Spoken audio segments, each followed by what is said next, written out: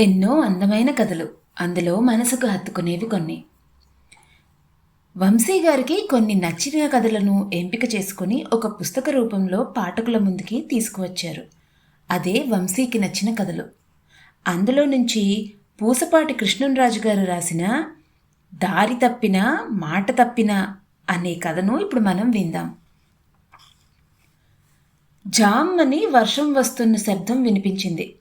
25 పైలాపచ్చి Shankaram పంచరుబడ్డ cycle భుజాన వేసుకుని గబగబా 4 అడుగులు వేసి ఏటిగట్టున జువ్వి చెట్టు కింద నిలవ చేసుకుని నిల్చున్నాడు.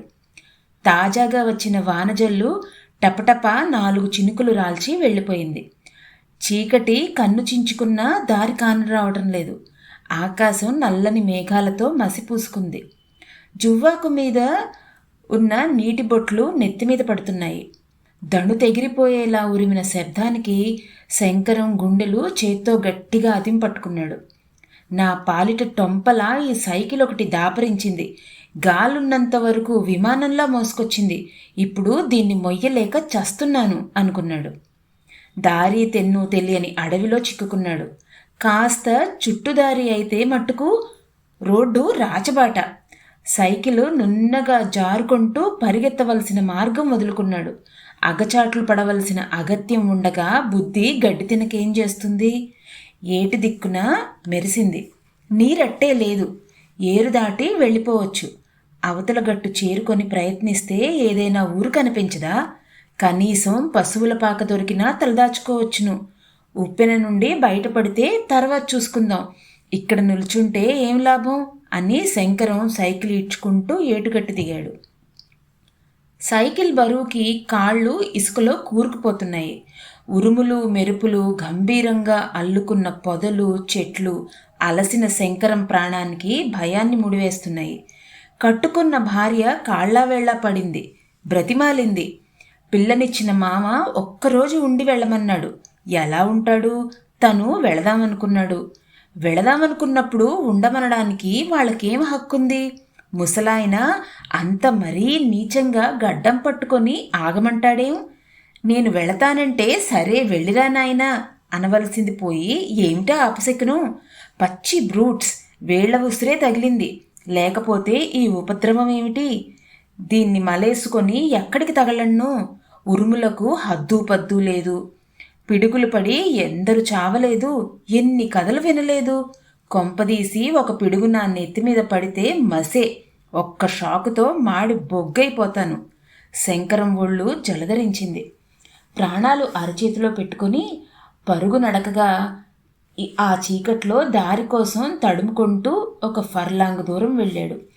ఈసారి పెద్ద జల్లే వచ్చింది. ఊపిరి తీసుకొనివ్వకుండా 4 దశల నుండి వర్షం దిమ్మ తిరిగేలా బాదుతోంది. బట్టలన్నీ తడిసిపోయాయి.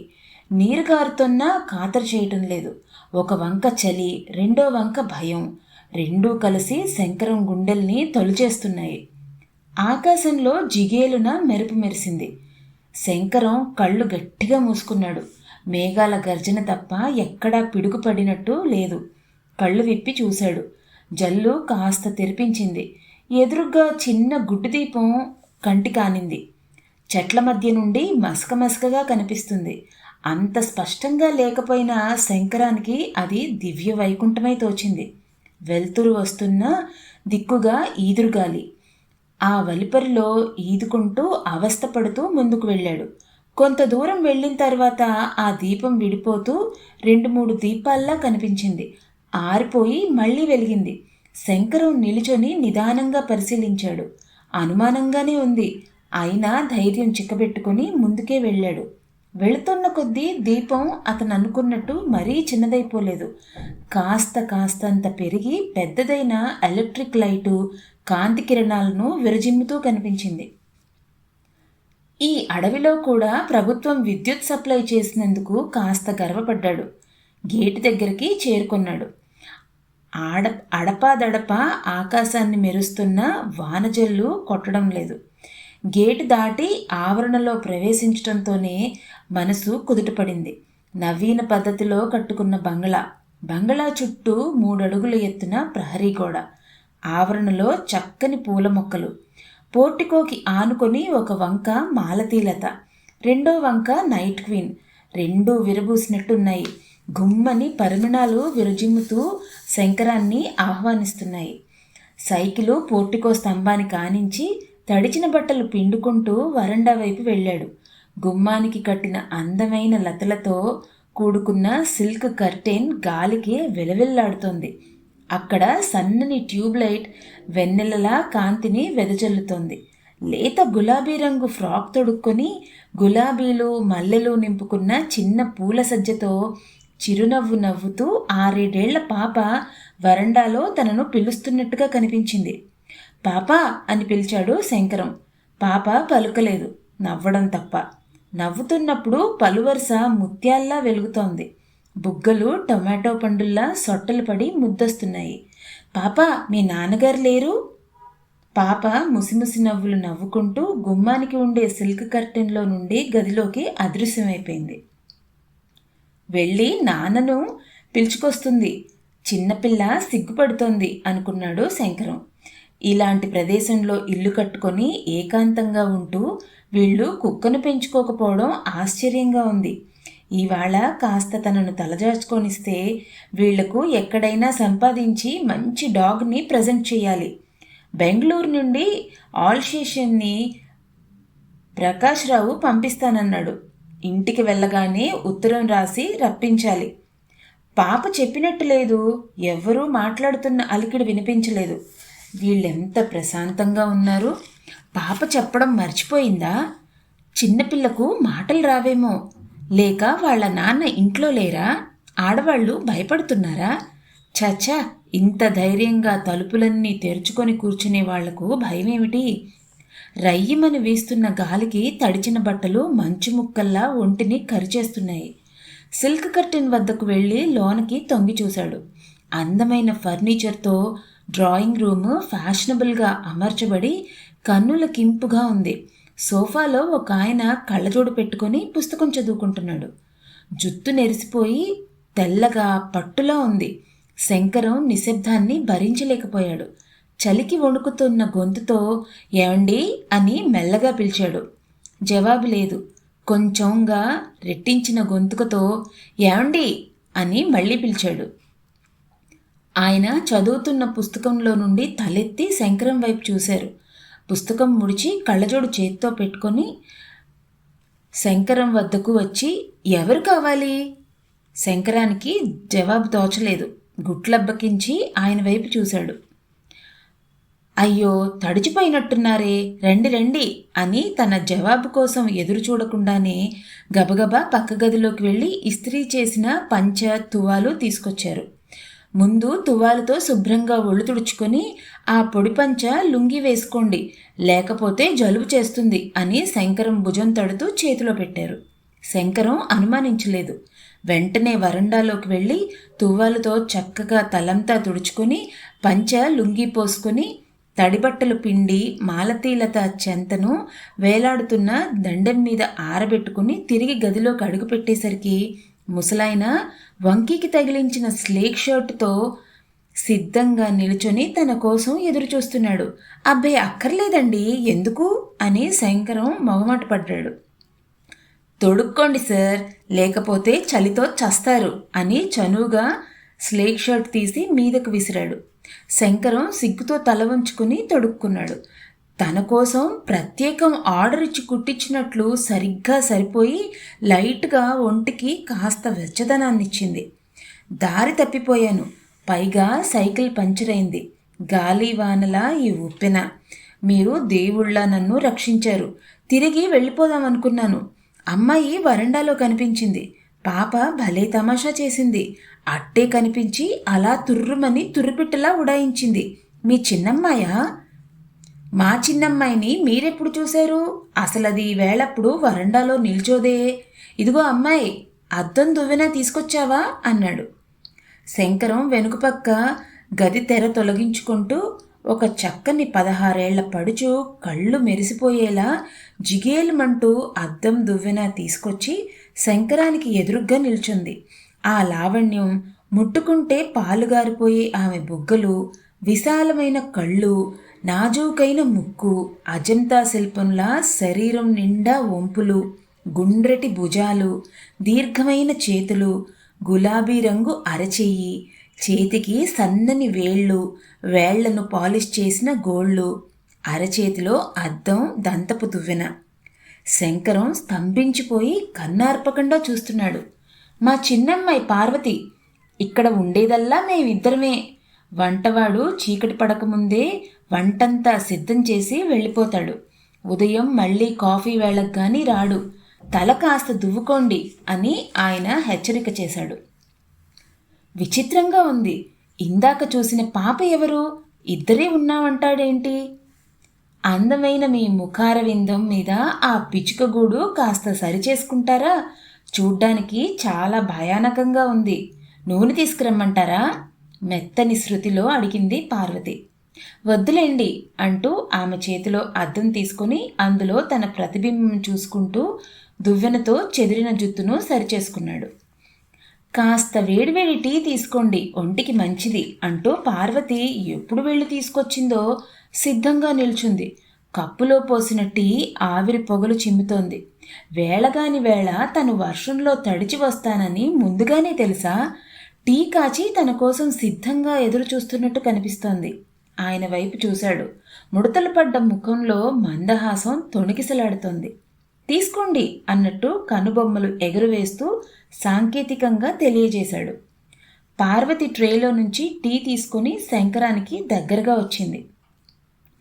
ఆమె చేతి నుండి టీతో నింపబడ్డ కప్పు, దాని కింద సాసర్ని 2 చేతులు ఎత్తి అందుకున్నాడు. పార్వతి అందిస్తున్నప్పుడు చేతివేళ్లు దూరంగా పెట్టుకోలేదు. ఆ నునుమెత్తని వేళ్లను తాకుతూ వణుకుతూ నాట్యం చేస్తున్న కప్పుని సాసర్లో నుంచి దొర్లిపోకుండా కాసుకుంటూ ముందున్న టేబుల్ మీద పెట్టుకున్నాడు. శంకరం తొట్రుపాటు చూసి పార్వతి గళుక్కున నవ్వబోయి పక్కనే కూర్చున్న నాన్నను చూసి నవ్వుని మింగేస్తూ ఆపుకుంది. నే వచ్చినప్పుడు సజ్జ నిండా పువ్వులు పట్టుకొని గుమ్మంలో నిల్చుకున్న పాపేది? శంకరం వేసిన పై ప్రశ్న అర్థమైనట్టు లేదు. తండ్రి కూతుళ్ళు ఒకరి ముఖాలు ఒకరు చూసుకున్నారు. పాపండి, గులాబీ రంగు పువ్వుల గౌను వేసుకుంది. నన్ను వరండాలో చూసి ఆ కర్టెన్ తొలగించి తుర్రుమని ఈ హాల్లోకి పరిగెత్తింది. అప్పుడు మీరు ఇక్కడే చదువుకుంటూ కూర్చున్నారు. ముసలాయన చాలా అట్టహాసం చేశాడు. ఎంత హాసం అంటే ఆ నవ్వుకి శంకరం గట్టిగా కప్పు సాసరు చేత్తో అదిమి పట్టుకోకపోతే ఈసరికి గది నిండా వాటి పెంకులు దొర్లుతూ ఉండాల్సింది. అలా నవ్వుతున్నవాడల్లా చూస్తుండగానే ముఖంలో నవ్వు మాయమైపోయి విచారంగా పెట్టి వర్షంలో తడవటాన్ని కాస్త పైత్యం చేసినట్టుంది. అంతేగాని మా పెద్దమ్మాయి సుందరమ్మ, దాని పాప ఉష చనిపోయిన తర్వాత నా ఇంట్లో చిన్నపిల్లలు తిరగటం, ఆ ముద్దు ముచ్చట అన్నీ కరువైపోయినాయి. పోనీ ఇదైనా పెళ్లి చేసుకొని ఆ లోటు భర్తీ చేసి ముచ్చట తీరుస్తుందేమో అంటే నాకు పెళ్ళే వద్దని గోల పెడుతుంది. ఏమిటో. పోనీ నాన్న, పెద్దవాడు అవుతున్న కొద్దీ నీకు చాదస్తం ఎక్కువైపోతుంది. ఎక్కడ ఎలా మాట్లాడాలో తెలీదు అని పార్వతి కోపంగా లేచి వెళ్ళిపోయింది. శంకరానికి ఏమీ అంతుపట్టడం లేదు. పార్వతి వెళ్ళిపోతున్నప్పుడు ఆమె కాళ్లవైపు పరిశీలనగా చూశాడు. సరిగ్గానే ఉన్నాయి. ఎంతో సుకుమారంగా కుదురుగా పచ్చని ఛాయతో మిలమిల మెరుస్తున్నాయి. ముసలాయన పాదాల వైపు చూశాడు. సవ్యంగానే ఉన్నాయి. అన్నట్టు ఇందాక ఆ పాప పాదాల వైపు చూడలేదు. అవి తప్పకుండా వెనక్కి తిరిగి ఉండాలి. గుర్తులేదు. ఈయనతో మీ పాప దయ్యమయ్యి తిరుగుతోందని చెబితే నొచ్చుకుంటాడు. పాపం కూతురు పిల్ల ఎలా చనిపోయారో అడిగితే ఛ, పెద్ద మనిషికి అవన్నీ జ్ఞాపకం చేసి ఇప్పటికీ మనసు నొప్పించాను. ఏదైనా టాపిక్ మారుస్తేనే మంచిది. పార్వతి తిరిగొస్తుందో రాదో, ఎక్కడికి వెళ్ళిపోయింది? అనవసరంగా పార్వతి కూడా మనసు కష్టపెట్టుకుంది. పాపం పార్వతి. శంకరం సన్నగా గొణిగాడు. దానికి కోపం ఎప్పుడూ ముక్కు మీద ఉంటుంది. చూడండి, ఒక్క నిమిషంలో నాన్న అనుకుంటూ నవ్వుతూ నా తల్లి తిరిగొస్తుంది అన్నాడు చేతి రుమాలతో కళ్ళు ఒత్తుకుని కళ్ళజోడు పెట్టుకుంటూ. నేనెవరినో ఏమిటో, నా విషయం ఏమీ తెలుసుకోకుండానే నన్నింత అభిమానిస్తున్నందుకు మీకు కృతజ్ఞత ఎలా చెప్పాలో అర్థం కావటం లేదు. చూడండి, మిమ్మల్ని గురించి నాకు ఏ విధమైన అనుమానం లేదు. అసలు నేనెవ్వరినీ ద్వేషించలేను. హత్యలు, దొంగతనాలు, దోపిళ్ళు చేయగలరనే నమ్మకం మిమ్మల్ని చూడగా నాకు కలగడం లేదు. అలాగే నా విషయంలో కూడా మీకేమీ అనుమానం అక్కర్లేదు. ఇది నా సొంత ఇల్లు. దీని చుట్టూ 100 ఎకరాల పొలం, పొలానికి ఎగువ పనివాళ్ల కొంపలు, పశువుల దొడ్లు. అంతకంటే ఒకరిని గురించి ఒకరు తెలుసుకోనవసరం లేదు. రోజుల తరబడి తెలుసుకోవడాలు, హృదయాన్ని విప్పి చించేసి మూటలు కట్టు కూర్చోవడాలు అంటే నాకు సరిపడదు. మీరు వర్షంలో తడిసి ముద్దై వచ్చారు. మీకు కాస్త ఆతిథ్యం ఇవ్వటం నా విధి. అంతకు తప్ప మీ పుట్టుపూర్వోత్తరాలు, గోత్రనామాలు చెప్పమని, జీతం ఎంతని, రాబడి ఎన్ని అంకెల మీద నడుస్తుందని ప్రశ్నలు వేసి వేధించుకు తినదలుచుకోలేదు. బయట చీకటి. ఈ రాత్రికి ఇంత హాయిగా తిని పడుకొని విశ్రాంతి తీసుకుని ఉదయాన్నే మీ పనులు మీరు చూసుకోండి అన్నాడు. పార్వతి వచ్చి చిరునవ్వుతో నాన్న పక్కనే కుర్చీలో కూర్చుంటూ 9 అయ్యింది అని వాచి ఆయన కళ్ళ ముందు పెట్టి చూపించింది. అన్నట్టు సరిగ్గా 9 గంటలకు నేను నిద్రపోవాలి. మళ్ళీ ఉదయం 4 గంటలకు లేస్తాను. ఈలోగా ప్రళయం వచ్చినా, ప్రపంచ యుద్ధం జరిగినా లేచేది లేదు. టైం ప్రకారం ఎప్పుడేది చేయాలో అది చేయటం నాకు అలవాటు. అలా అని అందరినీ నన్ను ఫాలో అవ్వమని మనస్తత్వం కాదు నాది. పార్వతి మీకు సుష్టుగా ఆవకాయ పెరుగు వేసి భోజనం పెడుతుంది. బహుశా ఆమ్లెట్ కూడా. ఏం పార్వతి? అవి తిని పడుకోండి. Good night. గుడ్ నైట్ తల్లి అని ఎదురు చూడకుండా ఆయన గదిలోకి వెళ్ళిపోయారు. ఆ ప్రవర్తనకి శంకరం నోరొదిలి చూస్తూ నిల్చున్నాడు. ఎదురుగా పార్వతి నవ్వుతూ కనిపించేసరికి సిగ్గుపడిపోయాడు. పార్వతితో ఏ విధంగా ప్రవర్తించాలో ఉపోద్ఘాతం చిక్కడం లేదు. అన్నీ సిద్ధంగా ఉన్నాయి. ఇప్పుడే భోజనం చేస్తారా? కాస్త ఆగి తింటారా? మీ ఇష్టం. మీ ఇష్టం అండి అన్నాడు శంకరం ఆమె లాలిత్యాన్ని జుర్రేసుకుంటూ. బాగుందండోయ్. భోజనం చేసేది మీరా నేనా? నా భోజనం ఎప్పుడో అయిపోయింది. భోజనం రెడీ తల్లి అని వంటవాడు అనగానే ఒక్క గంతులో వెళ్ళి టేబుల్ ముందు కూర్చుంటాను. అదే నా పద్ధతి. అయితే ఆకలేస్తుంది పదండి అంటూ శంకరం లేచాడు. పార్వతి దారి చూపిస్తూ భోజనాల గది వైపు నడిచింది. శంకరం ఆమెను అనుసరించాడు. ఇంటిలో ప్రతి వస్తువు ఎంతో సున్నితంగా, పొందిగ్గా, ఎక్కడుండవలసిన వస్తువు అక్కడుంది. వాళ్ల సంస్కారాన్ని మనసుకి హత్తుకునేలా చేస్తుంది. శంకరానికి ఇంద్రభవనంలో విహరిస్తున్నట్టుంది. ఇల్లు ఒళ్ళు శుచిగా ఉంటే మనసు కూడా నిర్మలంగా ఉంటుంది. పార్వతి జడలో సన్నజాజి పూలు ఎంత అందంగా ఉన్నాయి. ఆ జడ పొడుగ్గా నల్లని కాటుకలా ఉండి మిలమిల మెరుస్తుంది. జడ విప్పి పట్టులా ఉన్న కేశాలలో తన ముఖం, శరీరం దాచుకోవాలనిపిస్తుంది. రండి కూర్చోండి అన్నది పార్వతి. శంకరం కుర్చీలో కూర్చున్నాడు. మాటలు దొరకటం లేదు. పార్వతి అతనికి ఎదురుగా ఉన్న కుర్చీలో కూర్చొని వెండి పళ్ళెంలో అన్నం వడ్డించింది. తెల్లని బల్ల మీద వెండి కంచంలో బువ్వ మల్లె మొగ్గలా విచ్చుకుంది. నేతిగిన్నె చేతికి అందించింది. నువ్వుగుండ చెంచాతో అన్నం మీద వేసింది. వంగి ఆవకాయ పళ్ళెంలో వడ్డిస్తున్నప్పుడు ఆమె జడలో తురుముకున్న పువ్వులు అతని ముక్కును రాసుకున్నాయి. శంకరం ముగ్ధుడైపోయాడు. జన్మ తరించిపోయింది. గాజు ప్లేట్లో ఆమ్లెట్ వేడివేడిగా ఉంది. పార్వతి స్వయంగా తయారు చేసిందా? చాలా తమాషాగా ఉందే. ఫలానా వంటకం మీకు పెడుతుందని ఆయన దివ్య దృష్టితో చూసి చెప్పినట్టు చెప్పాడే. అట్లా చేసుకోవడం కూడా నేర్పేనేమో అనుకున్నాడు శంకరం. పార్వతి ఎదురుగా కూర్చొని శంకరాన్ని చూస్తుంది.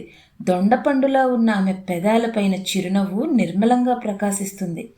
విచ్చుకున్న బొగడ పువ్వులా, పారిజాతంలా, మల్లె పువ్వులా మెరిసిపోతుంది. ఒక్కసారి హృదయానికి హత్తుకునే భాగ్యం తనకు కలిగితే ఎంత బావుణ్ణు అనుకున్నాడు శంకరం. పార్వతి వేళ్లతో టేబుల్ మీద వట్టినే మూగ భాషకు లిపి కడుతోంది. మీరేం చదువుకున్నారు? పార్వతి జవాబు చెప్పలేదు. ఏం చదువుకుంటేనేం అన్నట్టు చూసింది. ఛా, ఏం ప్రశ్న! విజ్ఞానం, నాగరికత అన్నీ మూర్తీభవించినట్టు ఆమె కనిపిస్తుంటే డిగ్రీలతో ఆమె సంస్కారాన్ని కొలవడమా? ఇంత లేత వయస్సులో కూడా ఎంత సహనం! సిగ్గుపడిపోయి ముడుచుకొని దూరంగా పారిపోవడం లేదే. నెమలి పురిపిట్టలా పురివిప్పుకొని సింహాసనం మీద కూర్చున్నట్టు ఎదురుగా రోజ్వుడ్ కుర్చీలో కూర్చుందే. వద్దంటున్నా వెనక మళ్ళా కంచంలో అన్నం వడ్డించి చిక్కని పెరుగు వేసింది. తృప్తిగా భోజనం చేసే వరకు చెంత కూర్చొని చేతులు తుడుచుకునేందుకు తువ్వాలందించింది. శంకరం చేతులు తుడుచుకుంటూ, మీరింత వేగం పెళ్లి చేసుకోరా? ఏం మీకు చేసుకుందామనిపిస్తోందా? పార్వతి నవ్వుకుంటూ వెళ్ళిపోయింది. శంకరానికి షాక్ తగిలినట్టయింది. నేనెవర్నో, కనీసం నాకు పెళ్ళయిందో లేదో అన్న ఆలోచన లేకుండా ఏమిటలా అడుగుతోంది? భోజనాల గది వదిలి హాల్లో అడుగు పెట్టేసరికి ఒక్కపడితో సిద్ధంగా సోఫాలో కూర్చునుంది. ముక్కు ముఖం ఎరగని నన్ను చేసుకోవడానికి సుముఖంగా ఉన్నారా అంటూ ఆమె చేతిలో నుంచి ఒక్కపడి తీసుకొని నోట్లో వేసుకున్నాడు. ఏమిటి చేసుకునేది? దుష్యంతుడు శకుంతల వ్యవహారంలో ఉంది. మీ మానాన మీరు దులుపుకొని వెళ్ళిపోతే 7 గడియల్లో ఉంగా అంటూ మా నాన్నగారు మనవడితో ఆడుకోవాలా ఏం అంటూ సోఫాలో నుంచి లేచి శంకరం కుర్చీ వద్దకు వచ్చి అతని మీద చెయ్యి వేసి నిల్చుంది. శంకరానికి అదేమిటో అర్థం కాలేదు. ఆమె కళ్ళవైపు అమాయకంగా చూశాడు. తన షర్టు మీద పాకుతున్న గొంగళి పురుగు గోళ్లతో పట్టుకొని కిటికీ వైపు చరచరా నడిచి వెళ్ళి కిటికీ తెరిచి చీకట్లోకి విసిరేసింది. తిరిగి నవ్వుకుంటూ వచ్చి శంకరం వద్ద నిల్చుంది. మనస్సాక్షిగా చెబుతున్నాను అన్నాడు శంకరం. మనసుకి కోర్టులు, సాక్ష్యాలు, పురోహితులు అక్కర్లేదనా? రండి, అలసిపోయినట్టున్నారు, కాస్త విశ్రాంతి తీసుకుందరు గాని అని బెడ్రూమ్ వైపు వెళ్ళింది. శంకరానికి ఏం మాట్లాడాలో తెలియడం లేదు. పార్వతి గది తలుపులు తెరిచి గుమ్మానికి 2 చేతులు ఆంచి అలా నిలుచునే ముఖం ఎత్తి తన కుడిభుజం మీదుగా నవ్వుతూ శంకరాన్ని పిలుస్తున్నట్టు చూసింది.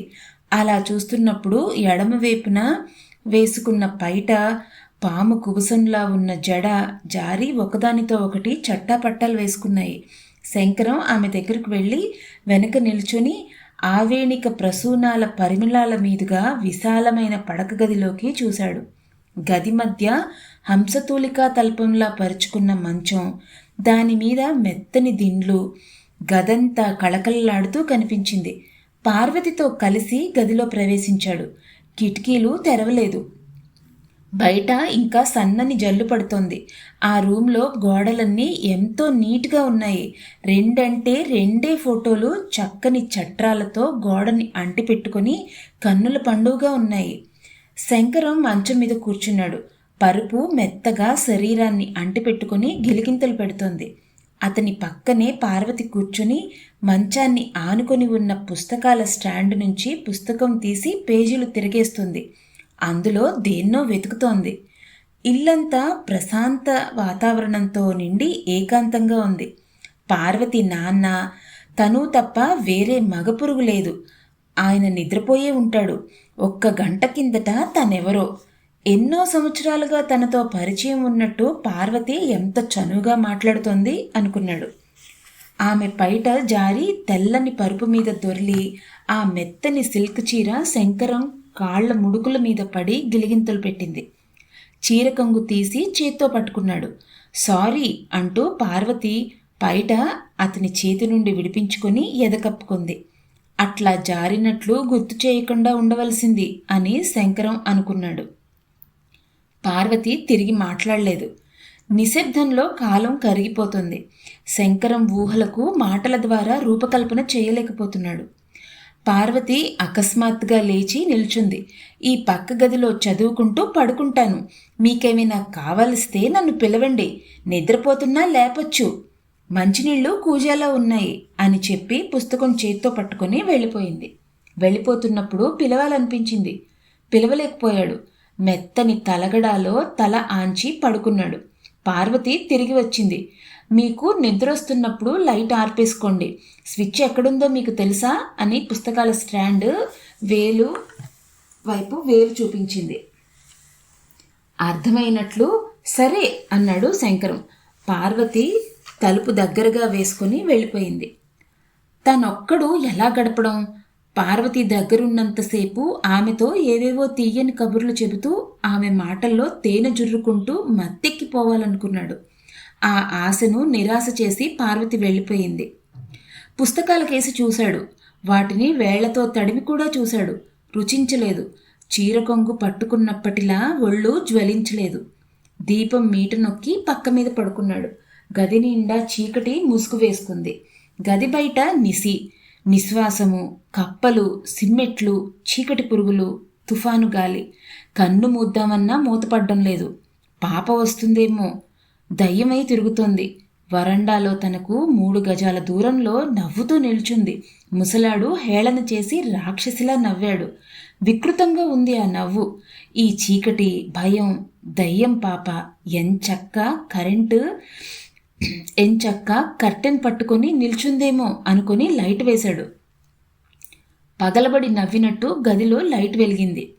లేచి తలుపు తీసుకుని హాల్లోకి వెళ్ళాడు.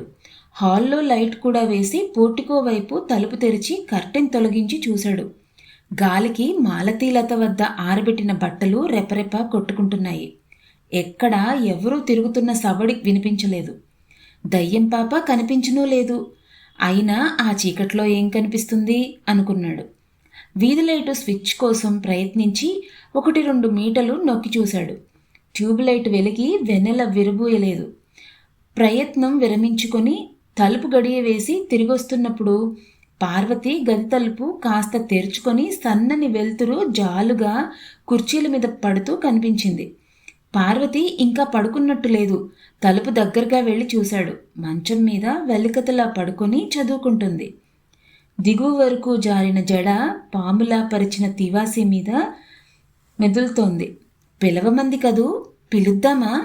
పిలిస్తేనో అనుకున్నాడు. సిగ్గుపడిపోయి పిలవకుండానే తన గదిలో ప్రవేశించి మంచం మీద కూరుకుపోయాడు. ముఖం మెత్తని తలగడాలు నొక్కిపట్టి దాచుకున్నాడు. రాత్రి ముదిరిపోతుంది. లాభం లేదు అనుకున్నాడు. భో భో భో భోమని పెంకులు ఎగిరిపోయేలా హాలు గుండా పెద్ద కేకలు వినిపించాయి. మంచానికి గజమెత్తు మీద కురికి గడగడ వణికిపోతూ లేచి నిల్చున్నాడు. పార్వతి ధణేలును తలుపు తోసుకుంటూ గదిలోకొచ్చింది. శంకరం తొట్రిపాటు చూసింది. నవ్వుకుంటూ, క్షమించండి, మా నాన్నగారికి ఏదొచ్చినా ఉపద్రవమే. నిద్దట్లో అప్పుడప్పుడు కలవరిస్తారు. మీతో ఇందాకనే చెబుదామనుకుని మర్చిపోయాను. పాపం అంటూ శంకరం చేయి పట్టుకొని మంచం మీద కూర్చోబెట్టింది. చెమట పోసి ఉక్క పెడుతున్నా, ఆహా లేదండి, ఏమిటో తెలియక కాస్త గాబరా పడ్డాను. రండి కూర్చోండి అన్నాడు శంకరం నాలిక తడి చేసుకుని. పార్వతి శంకరానికి ఆనుకుంటూ దగ్గరగా జరిగి కూర్చుంది. మంచినీళ్ళివ్వనా? థ్యాంక్స్. భయపడ్డారా? మీరెందుకు పెళ్లి చేసుకోలేదు? శంకరానికి ఏం చెప్పాలో తోచలేదు. అలా అడుగుతుందని అనుకోలేదు. అయినా కాస్త ఆలోచించాడు. అబద్ధం చెబితే మంచిదని తోచింది. నేను మీలాగే పెళ్లి చేసుకోనని భీష్మించి కూర్చున్నాను. నేను కూర్చోలేదే. తగిన వరుడు దొరికితే సిద్ధంగానే ఉన్నాను. నే ఇష్టపడితే నన్ను చేసుకుంటారా? శంకరానికి సమస్యే. ఏమని చెప్పడం? ఎంత చనువుగా అడిగేసింది. అమాయకురాల్లా ఉంది. తనను నమ్మేసింది. మెత్తగా పువ్వుల్లా ఉన్న ఆమె చేతులు పట్టుకొని, నిన్ను తప్పకుండా చేసుకుంటాను, జీవితమంతా నీకు అంకితం చేస్తాను, నా మాట నమ్ము అంటూ తన హృదయానికి హత్తుకున్నాడు. అట్లా హత్తుకుంటున్న చేతుల్ని ఒక్క ఊపుతో విడిపించుకొని తుర్రున పరిగెత్తుకొని గుమ్మం వరకు వెళ్ళి అక్కడ ఆగిపోయింది. శంకరం లేచి ఆమె వద్దకు వెళ్ళబోయాడు.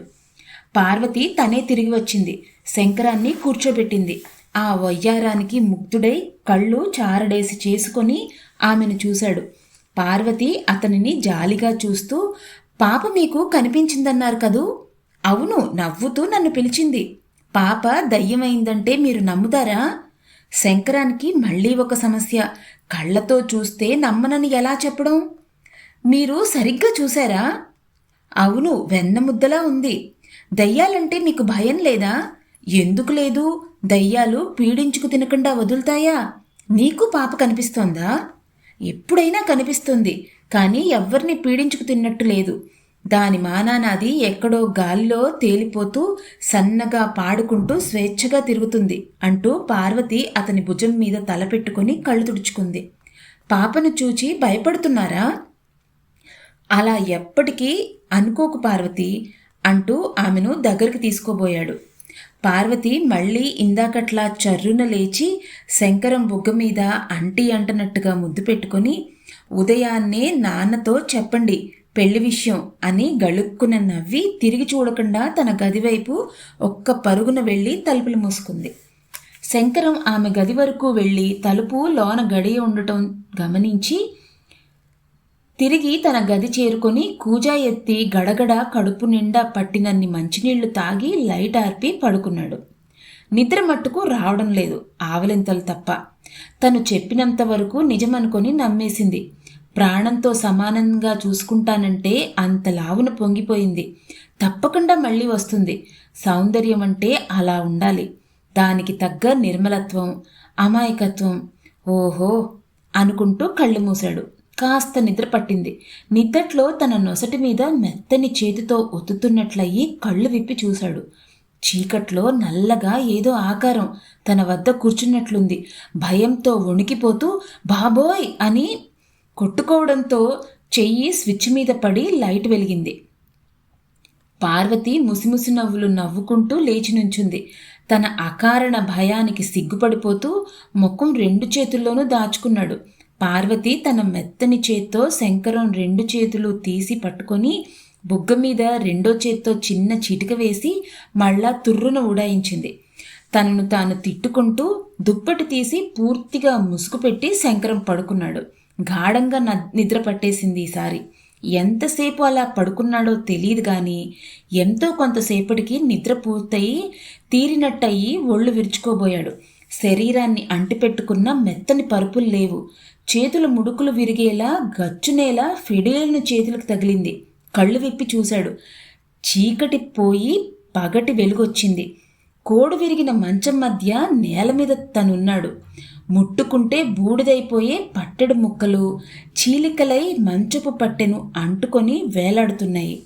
ఒక్క కుదుపుతో లేచి గది చుట్టూ కలియ చూశాడు. పొగచూరిన గోడల నిండా సాలెగూళ్ళు నేసుకొని కనిపిస్తున్నాయి. చెంగున కుప్పించి ఓ ఎగురు ఎగిరి లేడిలా దాటుకుంటూ హాల్లోకొచ్చాడు. దాటుకుంటూ వస్తున్నప్పుడు పరుగుల్లో కాలికేదో తగిలి గలగలా శబ్దం చేసుకుంటూ దొర్లింది. శంకరం నిల్చొని నిదానంగా చూశాడు. సొట్టలు పడిపోయి జల్లెడలా చిల్లులతో ఉన్న పింగాణి పళ్ళెం, బెళ్ళులుగా ఊడిపోయిన దాని రంగు తుప్పు పట్టి పొడితో పళ్ళెం చుట్టూ రాలి అసహ్యంగా కనపడుతోంది. ఊరగాయ వేసిన జాడి డోక్కుపోయి మకిలిగా ఉంది. చెంచా ఆకారంలో శిథిలమైపోయిన ఎముకలు, చితికిన అద్దం పెంకులు, చిల్లులు పడి లొత్తపోయిన ఒడిలిపోయిన సీమ వెండి గిన్నె, బూజు పట్టిన ఆమ్లెట్ల మట్టి ప్లేట్లు, విరిగిన కుర్చీ ముక్కలు, బల్లలు, సగం విరిగిపోయి కూలిపోవడానికి సిద్ధంగా ఉన్న పైకప్పు, రాలిన పెంకుల గుట్టలు. అయ్య బాబోయ్ అనుకొని మరొక్క దాటితో చెదపట్టిన తలుపులు తోసుకొని ఇంటి వెలుపలకొచ్చి పడ్డాడు. సైకిల్ కోసం 4 దశలా గిర్రున చక్రంలా తిప్పి చూశాడు. కనిపించలేదు. ఆరవేసిన బట్టలు గుర్తొచ్చి ఒంటి మీద చూసుకున్నాడు. తన బట్టలే ఎక్కడికక్కడ చిరిగి పీలికల్లా వేలాడుతున్నాయి. అయ్యయ్యో అనుకుంటూ ముందుకు నడిచాడు. చల్దికూడు తిని అంబలి పట్టుకొని రంపం కోతకు వెళ్తున్న అయినాడ అప్పల్స్వామి పీలికలైన బట్టలతో దయ్యాల కొంప దిగి వస్తున్న శంకరాన్ని చూసి ఓరి బాబోయ్ దయ్యం సంపేసినాదోస్ అని ఒక్క గావుకేకేసి చేతిలో ఉన్న అంబటి సట్టి ఉట్టితో సహా విసిరేసి పరుగుచ్చుకున్నాడు. శంకరం వాడి కేకలతో మరింత హడలిపోయి తను కూడా పరిగెత్తాడు.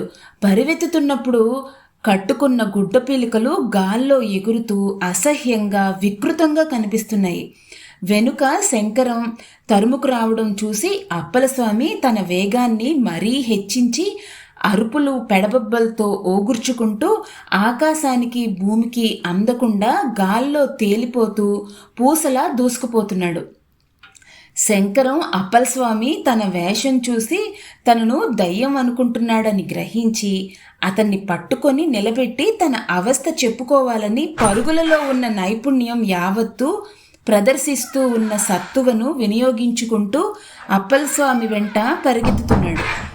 ఇద్దరిలోనూ ఎవరి పేగులు తెగిపోతాయో చెప్పడం కష్టం అన్నంత వేగంతో వాళ్ళు పరిగెత్తుతుండగా అదృష్టవశాత్తు ఎదురుగా గొర్రెల మంద అడ్డొచ్చింది.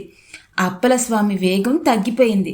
శంకరం అమాంతంగా వెళ్ళి అప్పలస్వామి నడుం వాటేసి పట్టుకున్నాడు.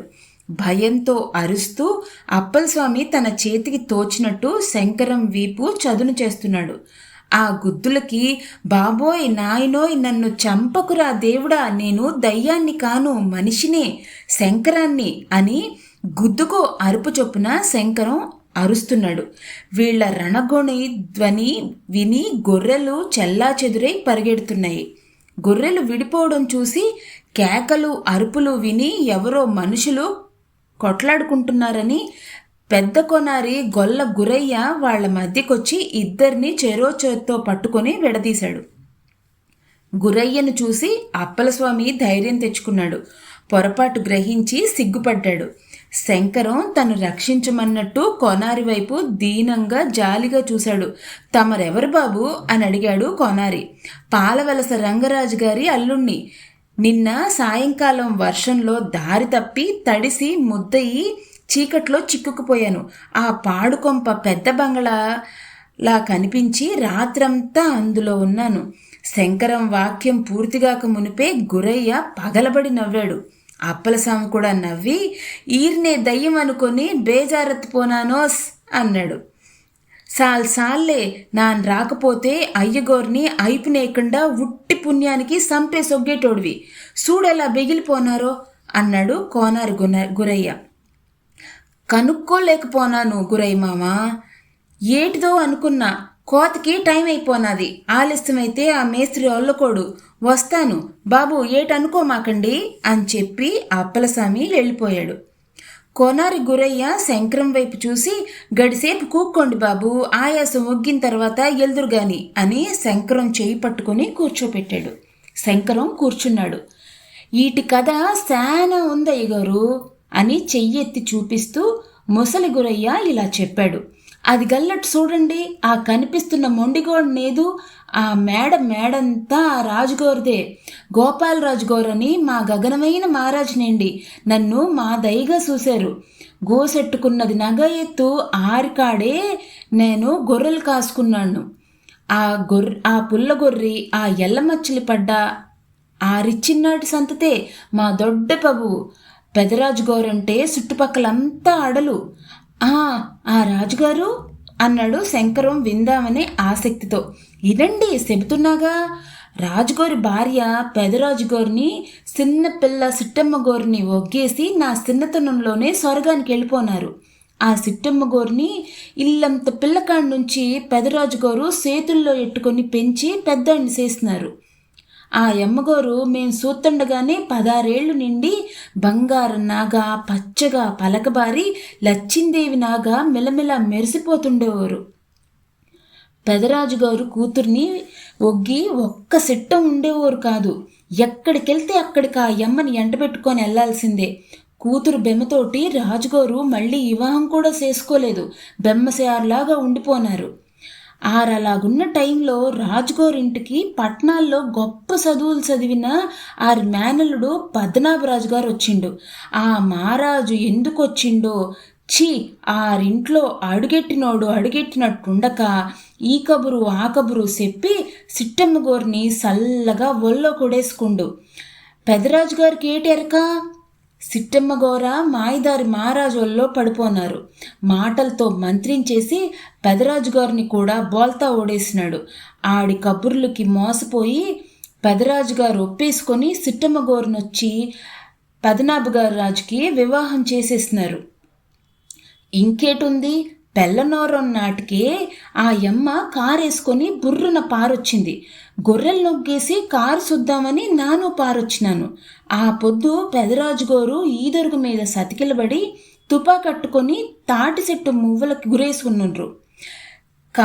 కారెనక మేమందరం పారాడ్డం చూసి అరుగు మీదకొచ్చి నిలబడ్డారు. కారు దిగి పీసపాటోడి నాటకంలో చంద్రమ్మనాగా ఆ యమ్మ సచ్చిన పాపని భుజాన్నొడేసుకుని తిన్నగా పెదరాజుగోరి కాడికి వెళ్ళి ఆ పాదాల మీద పిల్ల నొడేసింది. పెదరాజు గారికి ఆ యమ్మ ఎవరో ఏటో అర్థం కాలేదు. బిక్క సచ్చిపోయి నిలబడ్డారు. ఈ సడంతా ఇన్న అప్పుడే దువ్వారం నుంచి వచ్చిన పద్మనాభరాజు ఆ యమ్మను చూసి గతుక్కున అయిపోయి గాబరా ఎత్తిపోయి పారిపోబోనాడు. ఆ యమ్మ పద్మనాభరాజు రెక్కట్టుకొని పెదరాజు గారి కాడికి నాక్కొచ్చి గోల గోలన గోలెట్టి ఆ యమ్మకి పద్మనాభరాజు చేసిన అన్యాయం అంతా చెప్పుకొని ఏడిసేసింది. కాళ్ళ మీద ఒడేసిన చిన్నపిల్ల తండ్రి కోసం బెంగెట్టుకొని చచ్చిపోనాదంట. ఆ యమ్మని పద్మనాభరాజు పట్నాల్లో పేవించి అదేదో పెళ్లి చేసుకొని ఒగ్గేసి వచ్చేసినాడంట. ఆ సంగతి ఎవరికీ చెప్పలేదు. పెదరాజు గారు కానీ సిట్టమ్మ గారు కానీ కనుక్కోలేకపోనారు. పద్మనాభరాజు గారిని మాయగుండంలో ముంచేసినాడు. ఆ మాటిని పెదరాజు గారికి ఎక్కడలేని కోపంతో అగ్గిపిడిగైపోయి ఇల్లు ఒళ్ళు మరిసిపోనారు. పద్మనాభరాజు మీదకి ఎక్కిట్టిన తుపాకీ బారొగ్గేస్తున్నారు. డామ్ అని పేలి ఆ గుండు పద్మనాభరాజు గారి గుండెల్లో దూసుకుపోనాది. ఆ మాయరాజు రగతాల్లో పొర్లిపోనాడు. ఆ ఏపు చూడలేకపోనాను నేను. ఆడు పడ్డాడో లేదో సిట్టమ్మ గోరు జామ్మని పరిగెట్టుకెళ్ళి అల్లదిగో అటు చూడండి ఆ పాడుపడ్డ నూతిలో దూకేస్తున్నారు. ఆ యమ్మ కోసం పెదరాజు గారు పరిగెట్టినారు కానీ నాభం లేకపోనాది. రాజుగారి చేతికి ఆ యమ్మ దొరికినారు కాదు. బాణంలాగా వెళ్ళి అందులో కురికేస్తున్నారు. ఆ టైంలో ఎండలు మా జోరుగా ఉన్నాయేమో నుయ్యి ఎండిపోనాది. నూతడుగున బండరాతి పణుక్కి సిట్టమ్మ గోరి బుర్ర గుద్దుకొని 2 సెక్కలైపోనాది. నుయ్యంతా రగతం రగతం అయిపోనాది. ఆ నూతిగట్టు కాడి నుండి పెదరాజు గారు మరి తిరిగి రాలేదు. చేతిలో తుపాకీ ఎత్తి గుండె మీద పెట్టుకొని కాల్చేసుకున్నారు. రగతం సిమ్మేసినది. ఆ రగతాల్లో ఇలగిల్లాడిపోనారు. ఆ సావులన్నీ చూసినాను నేను. బేజారెత్తిపోయి మంచం పట్టేసినాను. ఆ బిగిని మా గొప్ప కాయలా పడిపోనాను. పోలాల అమావాస్య కానీ మళ్ళీ లేవలేకపోనాను. ఆ తర్వాత తెలిసింది నిండి ఆరంతా దయ్యాలైపోనారని. మా వల్ల మాలిన దయ్యాలేండి అని కొనారి గురయ్య దయ్యాల కథ చెప్పాడు. శంకరం తల మీద జుత్తు ఏదుబండి కొయ్యిలా జిల్లున నించుంది. మేము రోజు ఈ ఈదమ్మటే తిరుగుతాం, మమ్మల్ని ఏటి అనవు. ఎప్పుడన్నా అటేసి వెళ్తే ఆటికేమన్నా అపకారం తలపెడితే తప్ప ఆడినేటి అనవు. ఆ అపకారం తలపెట్టోడిని మాత్రం ఒగ్గేయవయ్యి. మా సత్తువైన దయ్యాలు, జాగ్రత్తగా మసులుకోండి బాబుగారు అని చెప్పి చెదిరిపోయిన గొర్రెలను కూడగట్టుకొని అదిలించుకుంటూ వెళ్ళిపోయాడు కొనారి. వెళ్ళిపోతున్న కొనారి గురయ్య వైపు, గొర్రెల మంద వైపు శంకరం విస్మయంతో చూస్తూ కూర్చున్నవాడల్లా అవి దూరం అయిపోవడం గమనించి చర్రున లేచాడు. సైకిల్ వెతకాలనుకున్నాడో మరి నిన్న బయలుదేరిన దగ్గరికి తిరిగి చేరుకోవాలనుకున్నాడో నాకు తెలియదు.